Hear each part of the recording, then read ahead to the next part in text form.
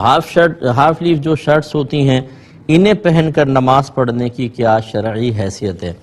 دیکھیں، ایک تو ہوتا ہے کہ یہ یونیفارم ہو، جیسے بچے اسکول کے یونیفارم ہے، ہماری نیوی کا یونیفارم ہوتا ہے، اس میں تو کوئی قباحت نہیں شرعی لحاظ سے، کیونکہ یہ مرد کے جو ہاتھ ہے یہ کوئی ستر میں داخل نہیں ہے، اور وہاں پر اس طرح کی شرٹ پہننا معیوب بھی نہیں ہے، اس کو دنیاوی لحاظ سے بھی برا نہیں سمجھا جاتا، تو اللہ کی بارگاہ میں اس طرح کھڑے ہو سکتے ہیں۔ ہاں، جہاں پر ایسا نہیں ہے کہ مطلب کہ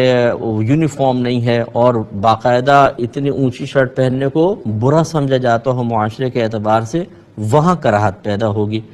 اچھا، اب جو ہمارا موجودہ مشاہدہ وہ یہی ہے کہ بعض شرٹس ایسی ہوتی ہیں جن کو پہننے سے کوئی برا محسوس نہیں کرتے، لوگ اس کو عام طور پہ پبلک کے سامنے بھی پہنتے ہیں، تو ادب اور احترام تو یہ ہوگا کہ آپ حالت نماز میں ہاتھ ڈھک لیں، لیکن اگر کوئی بغیر ہاتھ ڈھکے بھی نماز پڑھے گا تو اس کی بالکل نماز ہو جائے گی۔ اگر آپ عرب کنٹریز میں چلے جائیں، وہاں تو اتنی بکثرت کے ساتھ آپ دیکھیں گے نماز گھر سے آئے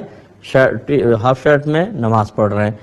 تو بالکل نماز ہو جاتی ہے، لیکن ادب احترام یہی ہے کہ ہاتھ ڈھک کر نماز پڑھیں۔ باقی تفصیل میں نے آپ کی خدمت میں ذکر کے بعد صلاۃ و تسبیح وغیرہ پڑھ سکتے ہیں۔ دیکھیں، اذان بھی دور کی بات، جیسے ہی فجر کا وقت شروع ہو جائے، کیونکہ اذان تو تھوڑی بعد ہوتی ہے، جیسے ہی فجر کا وقت شروع ہو جائے اس وقت سے لے کر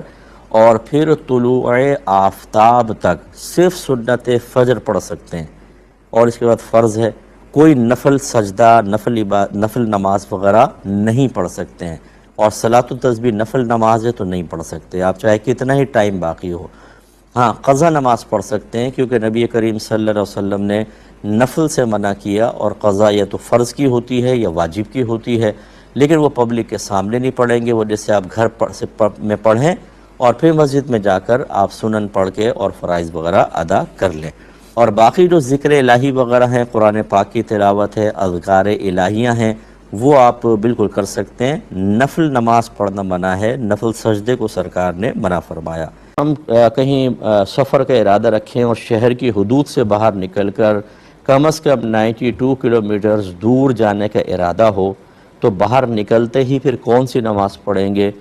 قصر نماز پڑھیں گے، یعنی آدھی جو مسافر کی نماز ہوتی ہے، یا پوری؟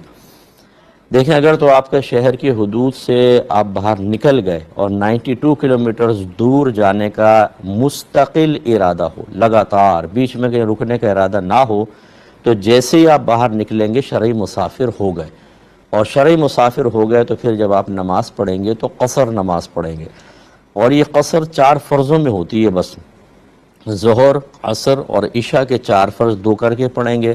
باقی تمام سنن، نوافل اور دیگر نمازوں کے فرائض جیسے فجر کے 2 ہیں، مغرب کے 3، وہ پورے ہی پڑھے جائیں گے۔